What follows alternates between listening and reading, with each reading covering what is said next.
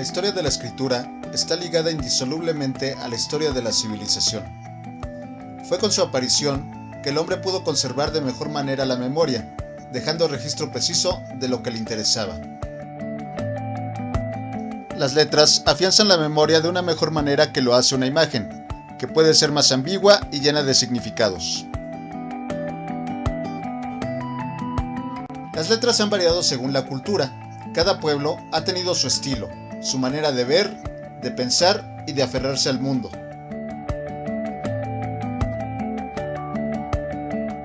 Del trazo en la arena a la marca en la piedra, de la imprenta al tipeo, las letras han cambiado sus formas y su tecnología. En inicio reservada para unos cuantos, la escritura da un salto a la masificación con la invención de la imprenta, de donde surge un nuevo nombre: tipografía. El día de hoy daremos un rápido vistazo a la historia de los tipos, para hablar de las aportaciones de la Escuela de Basilea en el siglo XX. Para ello, nos acompañará el maestro Francisco Toscano, licenciado en Diseño de la Comunicación Visual por la UNAM y maestro en Tipografía por la Universidad de la Gestalt.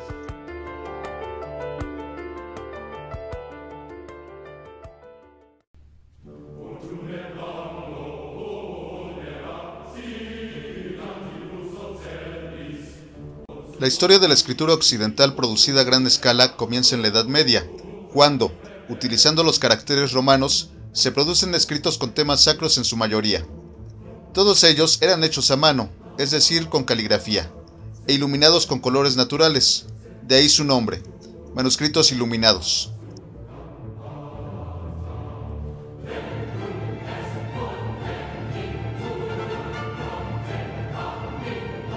Esta caligrafía fue teniendo diferentes variaciones, entre ellas una a la que se le llamó gótica, producida principalmente en el norte de Europa. Con Gutenberg, la producción de estos libros se revoluciona, introduciendo la imprenta. La caligrafía se transforma en tipografía. El primer libro, la Biblia. De hecho, la imprenta como tal, como tipo móvil, surge en China.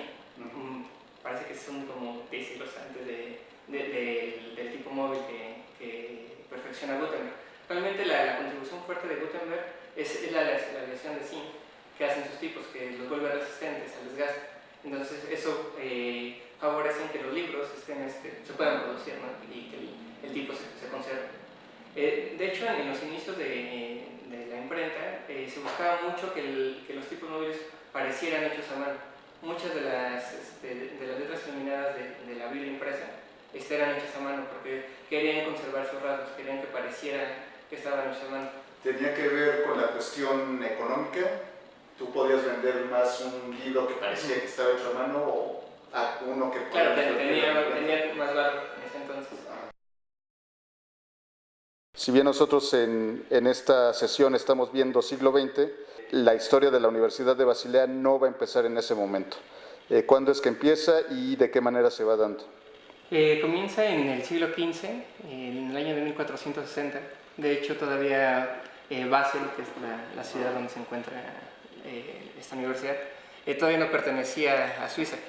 Esta se une iniciando el siglo XVI, 1501 creo, y es una de las universidades pues, más importantes en el norte de Suiza. Durante los siglos XVI y XVII, Basilea se vuelve un centro de erudición. Varios impresores y tipógrafos se concentran en esta ciudad, entre ellos Johann Froben, Hans Holbein y Johann Oporinus. Y después Basilea se vuelve importante hasta la época de la posguerra. Y bueno, vamos a ver qué pasa de este primer momento del siglo XVI a la posguerra, porque justo es como un detonante y luego es vaya como un punto donde se concretan muchas cosas, ¿no? En el siglo XVI, en Italia se empieza a desarrollar un nuevo estilo de letra, que se conoce como, como la tipografía veneciana, que es la que inspira a Garamond. Estas tipografías tienen rasgos muy caligráficos, que son muy similares ahora o de manera general como a las tipografías con serif como Steinitz y demás. Los serif o patines son remates que rememoran la caligrafía ligada. Estos patines se eliminarán siglos después. Pero su rasgo distintivo es la altura de X y los ángulos que se marcan justo con el ángulo de pluma. Entonces son fuentes muy orgánicas en su dibujo. Al decir orgánicas, ¿te refieres a que parece que están hechas a mano o a qué te refieres con orgánico? Sí, a que tiene este carácter más de trazo a mano sin tener que ser caligráficas. Tienes esta naturalidad en los patines, en los ángulos, en las proporciones. Ok, estás mencionando, bueno, Garamond como un personaje importante, pero que quizá nosotros lo conocemos como un nombre de una tipografía, ¿no? Sí, y el nombre del grabador era Claude Garamond, Ajá. que se inspiró en los tipos venecianos Okay. de Nicolas Jens. Aquí también cuando abrimos nuestro programa de Word, ya no hablemos de los de diseño que obviamente son más especializados, pero los programas de edición de texto simple o de captura de texto que tiene la computadora y bueno, están ahí las fuentes, vemos una cantidad de nombres y pues no sabemos de dónde salió todo esto, ¿no? Claro. Finalmente, muchas de estas fuentes que nosotros vemos encerradas en los menús de la pantalla de una computadora tienen una historia que viene por lo menos de hace 500 años. Estando en una época en la que la información, bueno, la escritura y la lectura siguen estando reservadas para unos cuantos. Sí, claro. No tanto como en la Edad Media, pero seguimos teniendo la situación de que va a estar reservada para unos cuantos y aunque se empieza a hacer ya de una manera un tanto industrial, ya la tecnología está ahí presente.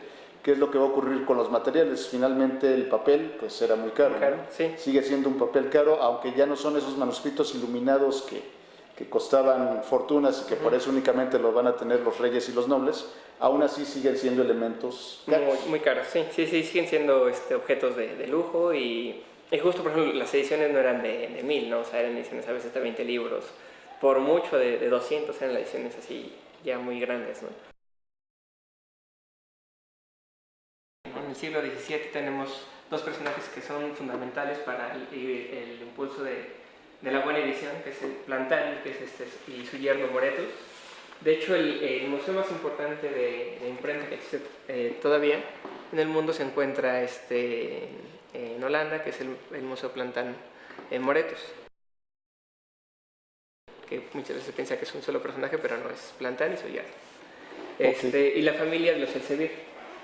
Ellos, el aporte para mí más grande, aparte de la contribución en la edición de libros, es el desarrollo de los tipos elseverianos, que son los números de caja baja.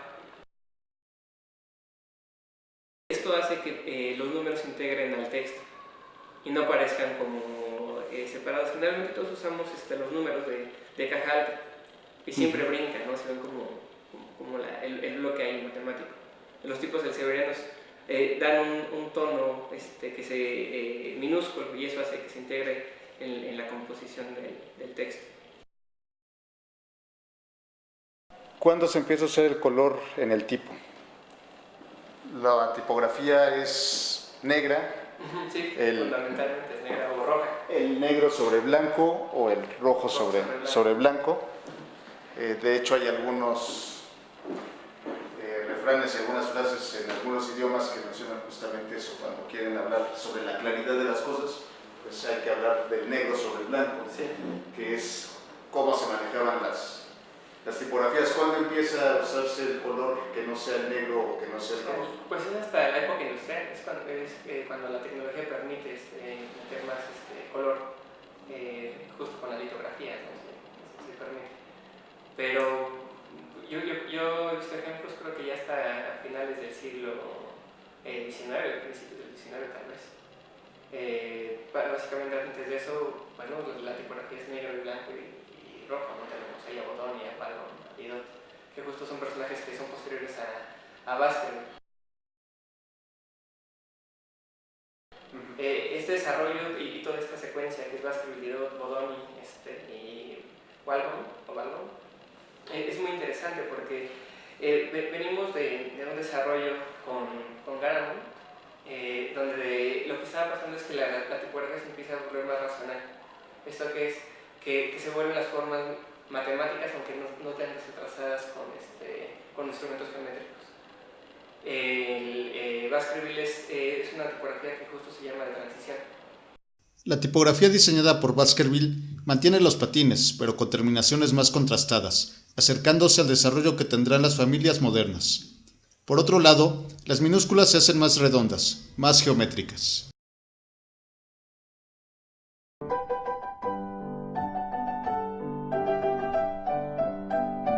El siglo XIX es de grandes transformaciones en el campo de la tecnología. La tipografía no se mantiene al margen de estos cambios.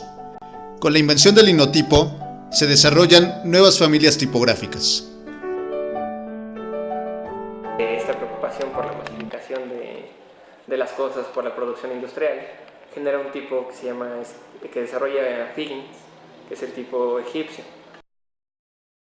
De ahí se desarrolla la tipografía Accident Grotesque, que es fundamental porque ese es el punto clave entre las tipografías con serif y las sans serif. La Accident Grotesque, conocida también como Bertolt, por haber sido diseñada por la fundidora del mismo nombre en Berlín hacia 1896, será la que inspire a Max Miettinger para crear la Helvética en 1957.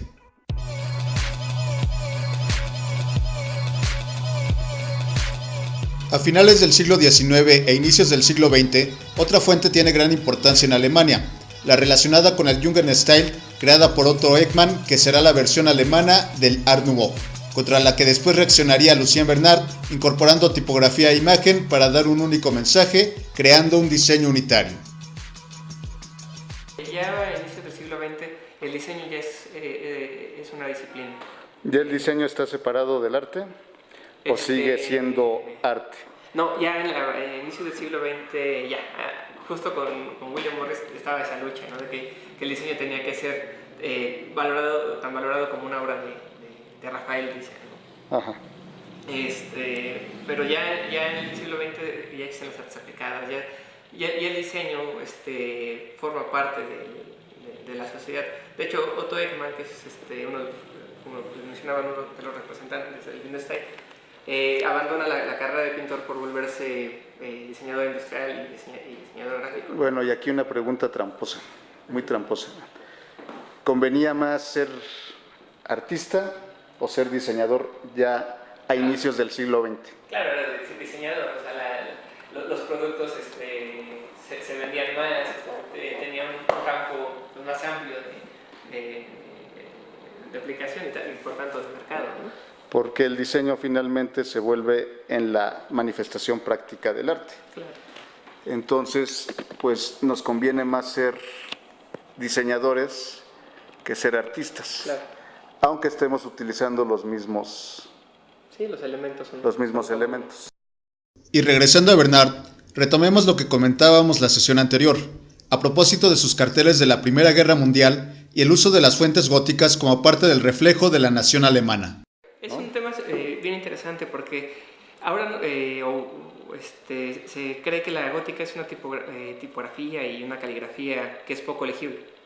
Uh-huh. Es una cuestión que antes, o que los alemanes yo creo que no consideraron tal cual. ¿Por qué? Porque ellos siempre habían leído en gótico.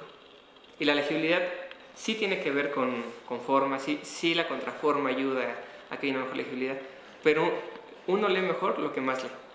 Entonces ellos siempre habían leído así, ¿no? O sea, entonces fue creo que un tema como de coherencia de usar este tipo de estilo caligráfico, ¿no? Así como el itálico en Italia, ¿no? Aunque en Italia pues ya estaban los futuristas haciendo de las suyas, ¿no? Sí. Los futuristas, ocupándose de casi todos los quehaceres del ser humano, también dieron su opinión sobre la escritura, invitando al hombre del futuro a no respetar tamaños ni órdenes, como lo hiciera Carrà en su Manifestazione Interventista.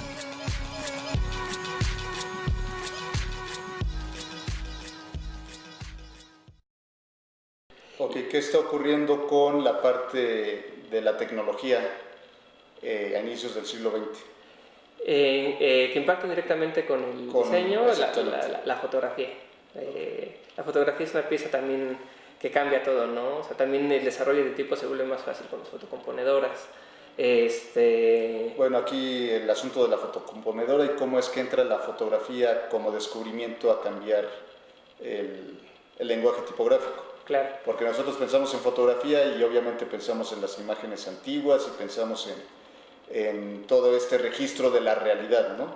O que así lo concebimos, la idea de la fotografía como la realidad, pero la fotografía como tal va a tener muchísimas aplicaciones que quizá actualmente con los medios digitales ya no vemos. Pero ¿qué es lo que ocurría? Lo que mencionas de las fotocomponedoras, yo voy a crear mis textos y esos textos los voy a fotografiar. Y se van a poder ampliar. Exactamente, los ampliamos y los reproducimos a gran escala como fotografías.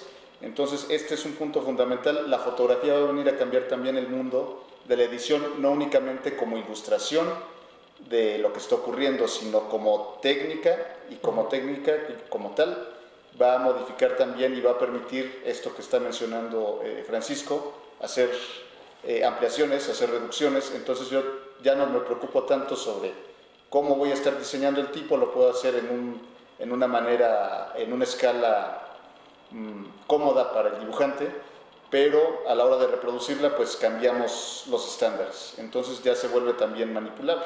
Lo que nosotros haríamos actualmente en un programa de edición, seleccionamos, la hacemos más grande, más pequeña, que ahora es muy simple, sí. Pues en aquel entonces lo hacíamos a través de la fotografía. Bueno, lo hacían, todavía no lo hacemos nosotros.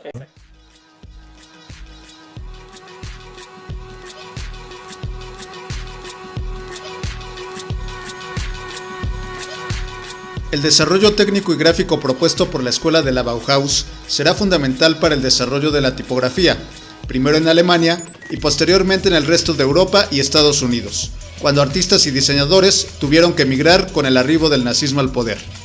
La Escuela de Basilea recibirá a algunos de estos artistas.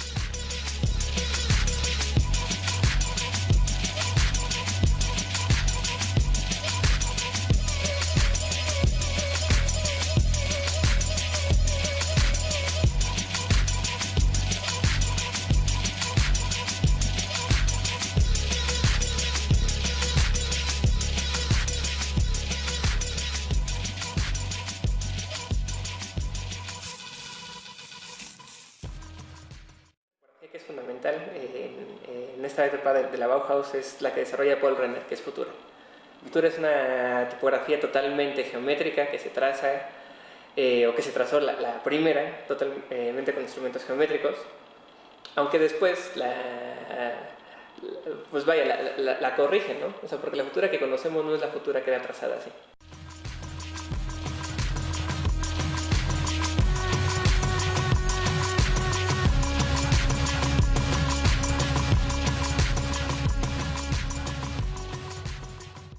Dentro de esta ola hay un tipógrafo que en sus inicios fue calígrafo, que fue Jan Tschichold, que es un personaje fundamental para el desarrollo de la tipografía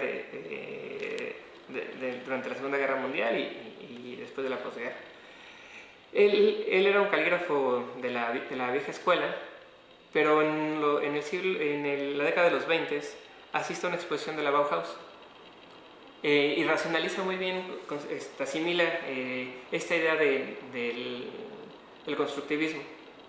Entonces genera un texto que es el de la nueva tipografía, en el que él avala y defiende el desarrollo de tipos sans serif, donde lo importante es el mensaje, la comunicación sin distracciones.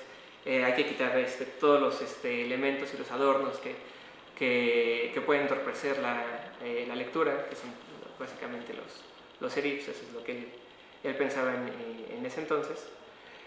Pero cuando hay esta problemática con la Bauhaus y cuando hay esta persecución por parte de los nazis, a él lo capturan durante, creo que son 6 semanas, y lo dejan en libertad. Cuando lo dejan en libertad, huye con su esposa hacia Suiza. Y justo después de eso, él se manifiesta en contra, o más bien regresa a la época anterior de la nueva tipografía. Y él expresa esta idea del regreso cuando dice que hay que perder la libertad para poder valorarla. Esta idea de libertad, hablando de de las formas, ¿no? de la libertad, de la organicidad, de la naturaleza, y retorna a tipos con serif y habla sobre que no se puede expresar un mensaje, una poesía, por ejemplo, barroca con futura, ¿no? Hace esta relación entonces de forma y contenido. Esta parte es fundamental.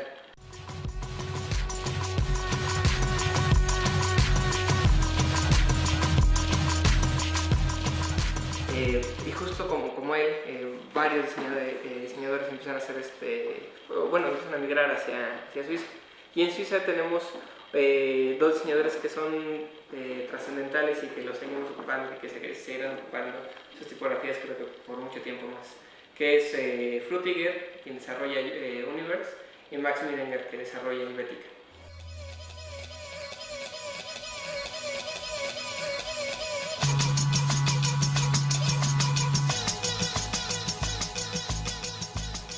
Frutiger es una de las tipografías suizas por excelencia, igual que Helvetica. Helvetica, de hecho, la palabra significa Suiza en su dialecto.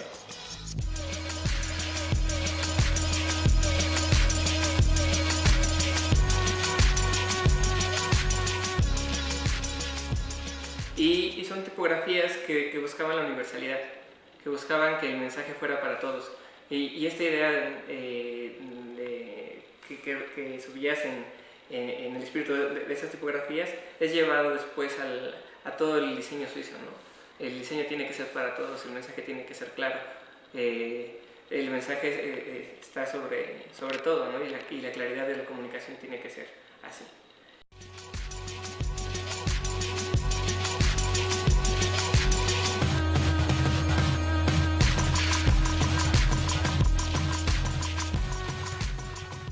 Los diseñadores de la escuela de Basilea retoman esas tipografías, sobre todo Universe. Emil Ruder, de hecho, su taller hace muchos experimentos con Universe para hacer variaciones, para tratar de generar ritmos, para tratar de generar nuevas composiciones.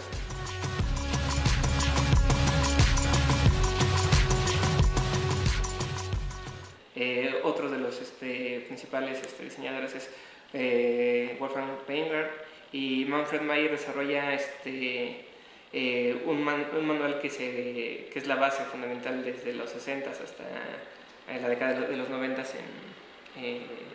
en Basilea. Este diseño que se genera es el diseño que se conoce a partir de Gustavo Gili, ¿no? O sea, estas portadas muy claras. Es una pieza fundamental, Basilea, para el desarrollo posterior de la tipografía, y todo ese desarrollo vuelve a caer otra vez hacia Suiza, ¿no? Uh-huh. Y esa concepción que se genera de diseño de los 60s permea después a todo el diseño, ¿no? A nivel mundial. Es el diseño de identidad, el diseño que vemos con Paul Rand viene inspirado en estos principios suizos, ¿no? El diseño del 68, ¿no? de Lance Wyman, ¿no? O sea, que si bien está inspirado en esta parte de los bicholes, pero la forma de representar la búsqueda de la claridad del mensaje tiene que ver con esta filosofía que se permea a través de Basilea.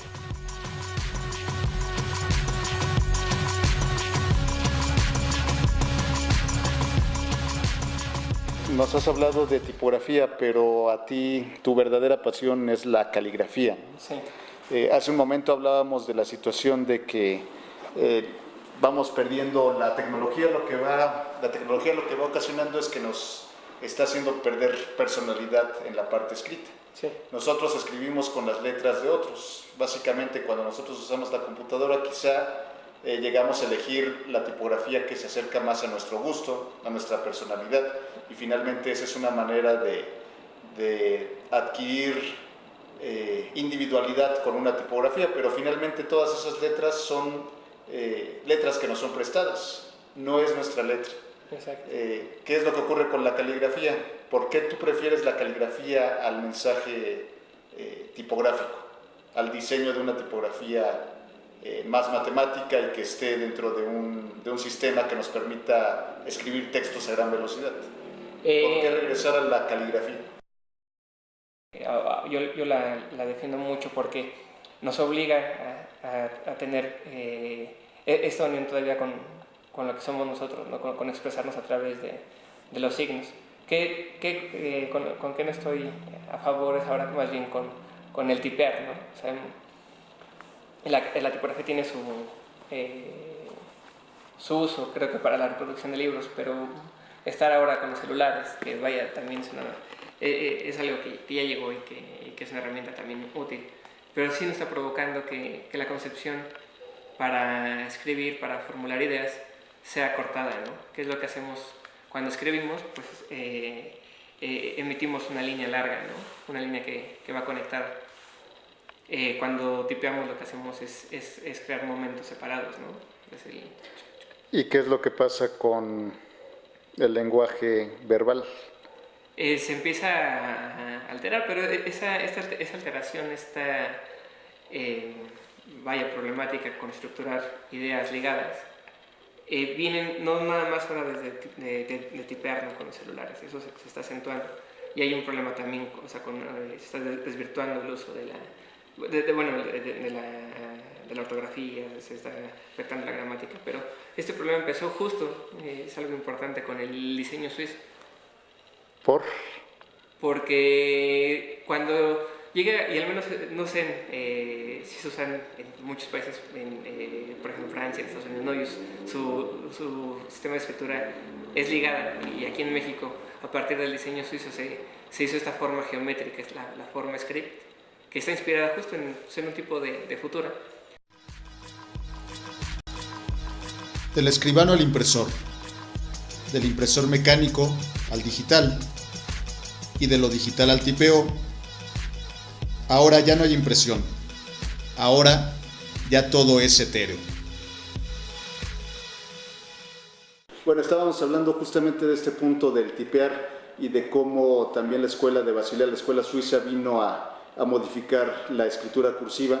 ¿Qué es lo que va a ocurrir con lo cursivo? Hay quien menciona que el desarrollo mental es mucho mejor cuando las personas escriben con esta cursiva y van ligando las palabras, cosa diferente que ocurre con la llamada letra script o letra de molde. ¿Y por qué de molde? Pues porque va a surgir justamente de los moldes que se usaban en todos estos mensajes tipográficos. Entonces nos comentabas que cuáles son las desventajas o los problemas que ves tú alrededor de este cambio de la letra script a la letra de molde, a la letra, de molde. Sí. Pues son dos básicamente, ¿no? Uno es este proceso que mencionaba hace un momento de ir partiendo las ideas, ¿no? Esta estructura de círculo, raya, espacio, otra vez raya, círculo, y así hace que la mente se vaya fracturando, ¿no? Así como está la forma, así uno empieza a leer. La idea era fundamentalmente que solamente se aprendiera a escribir así los primeros 2 años y después se regresara a la cursiva, que realmente es una caligrafía que viene de Estados Unidos, que es el American Running, que es la caligrafía que le enseñaban a nuestros abuelos, ¿no? Esta caligrafía ligada pues hacía que justo las ideas fueran así, ¿no? O sea, como completas, y que tuviéramos una visión más clara de lo que queríamos decir. También, ¿qué pasa? Y eso sí es una opinión muy personal. Creo que se va perdiendo la sensibilidad ante las formas, ¿no? Porque ¿qué tenemos que hacer cuando se hace caligrafía y sin que tenga que ver un instrumento especializado, una plumilla, sino simplemente la cursiva, la americana? Se tiene que ir balanceando todo.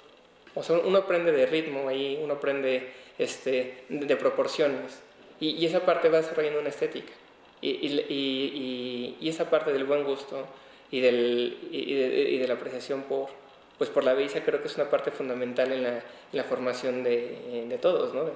Empezando por los niños, ¿no? Porque empezamos a entrar en un área del humanismo, y creo igual, de manera personal, que es una parte que le hace falta a nuestra sociedad. Entonces, sí, la escritura es algo que nos define, que nos puede definir como sociedad. Y hay países como Estados Unidos y como Francia que siguen cuidando mucho esta parte, ¿no? Sí, los niños siguen escribiendo con cursiva. Sí. Ok, y ahora regresando al asunto del tipeo y de cómo las letras se han transformado pues prácticamente en símbolos, ¿no? Uh-huh.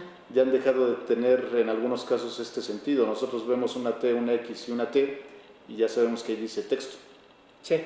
Entonces ya no necesitamos las vocales, desaparecen y esta TXT se está transformando pues en una imagen, sí. En una imagen más... Sí, un signo de imagen. Ajá, exactamente, más como un signo que como parte de un significado más ligado, como mencionabas, ¿no? Sí. ¿Qué ventajas y qué desventajas podría traer esto? Pues las ventajas, no sé, o sea, yo creo que sí hay, las veremos en un futuro. La única ventaja que ahorita alcanzo a ver es una economía, ¿no? Del tiempo, ¿no? Que es también algo que prepondera en esta época, ¿no? O sea, la idea de la producción, ¿no? O sea, estamos enfocados y preocupados y siempre por producir, y cómo se produce más, pues acotando el tiempo de las cosas, ¿no? Que eso es lo que se hace ahora también con los celulares, ¿no? Se trata de escribir con un solo dedo, pero en el fondo hay cosas todavía interesantes, ¿no? Por ejemplo, Apple, sí, al menos cuando estaba Steve Jobs, él sí tenía una preocupación fuerte por la calidad de la tipografía, que justo es uno de los grandes éxitos entre el sistema operativo Windows y Apple, ¿no? O sea, la preocupación que sí tuvo Steve Jobs fue muy importante para justo digitalizar tipos como Helvetica, como Garamond, incluirlos en su sistema. Ayudó a difundir estas fuentes que él estaba consciente que eran mejores para leer que las que usaba Microsoft, ¿no? De hecho, Microsoft lo que luego intentó hacer fue una copia de las que usaba Apple, ¿no? Y por ejemplo, en los dispositivos, ¿cuál fue una de las mayores preocupaciones que tuvo Steve Jobs? Sí, la calidad del texto, ¿no? Porque hasta apenas no sé, yo creo que el año pasado, con estas nuevas tecnologías de la tinta digital y de las ultradefiniciones, estamos logrando tener signos realmente claros, ¿no? Que apenas se comparan con un tipo impreso. ¿Por qué? Porque con las impresoras que teníamos micropuntos y la forma no era tan pura como era cuando era tallada a mano, ¿no? Entonces, pues bueno, todavía hay esa preocupación, no existe de fondos, así. Sí se sabe de la importancia de la forma, pero también se están generando estas nuevas formas de escritura que, bueno, también creo que son problemas de lenguaje y esperemos que no degeneren tanto, pero bueno, eso ya. Sí, tendrán repercusiones que tendrán puntos positivos y negativos como absolutamente todo, ¿no? Sí. Y bueno, cerramos hasta aquí la sesión de hoy. Por lo menos en la parte teórica del diseño, y nos vamos a trasladar a un espacio en el cual vamos a empezar con un ejemplo en el que la tipografía se convierte en un elemento creativo, un elemento artístico.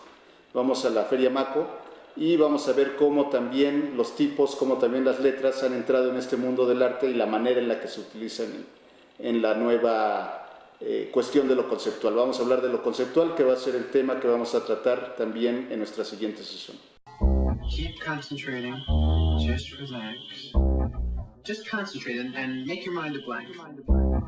Okay, relax, please, take this seriously.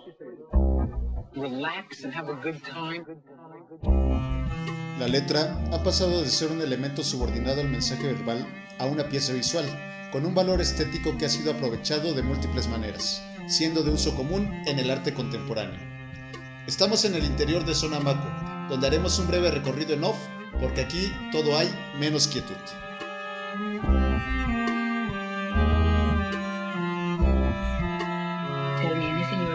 Sobre las definiciones de lo contemporáneo, profundizaremos en nuestra siguiente sesión. Por lo pronto, quedémonos con la idea de que lo contemporáneo es el momento presente, el hoy acompañado del ayer inmediato. Y sobre el arte, pues digamos que el arte, entre otras cosas, también es un negocio, y muy lucrativo, como demuestra Zona Maco, la feria de arte contemporáneo que se lleva a cabo del 4 al 8 de febrero. En este espacio se dan cita galerías de México y el mundo, exhibiendo lo mismo el trabajo de artistas nuevos que de aquellos clásicos, haciendo converger en un solo lugar cientos de obras exhibidas de forma más libre que en un museo, sin iluminaciones especiales, señalizaciones o alarmas que creen esa atmósfera sacra propia de los espacios museísticos.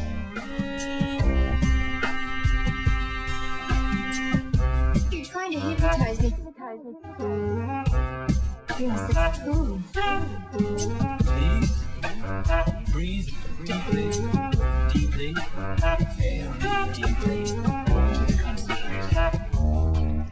Aquí las piezas no son solo objetos de cultura, sino también de deseo realizable, al alcance del bolsillo si éste lo permite.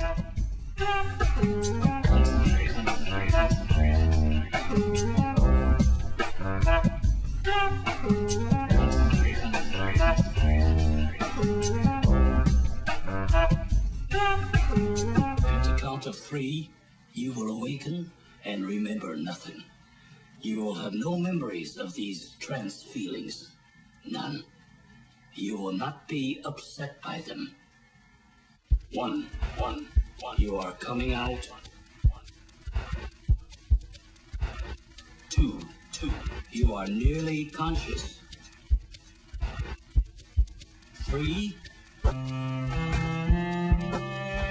¿Qué tal esta pieza de Yayoi Kusama, que presentó la galería David Zwirner de Londres? Simpática, ¿no? ¿Por qué no evitar las largas filas del Museo Tamayo, donde se exhibió recientemente la obra de esta artista japonesa, y colocar la pieza en la comodidad de nuestro hogar? Sus deseos son órdenes si cuenta con $180,000. $180,000. Y luego dicen que el arte no es lucrativo.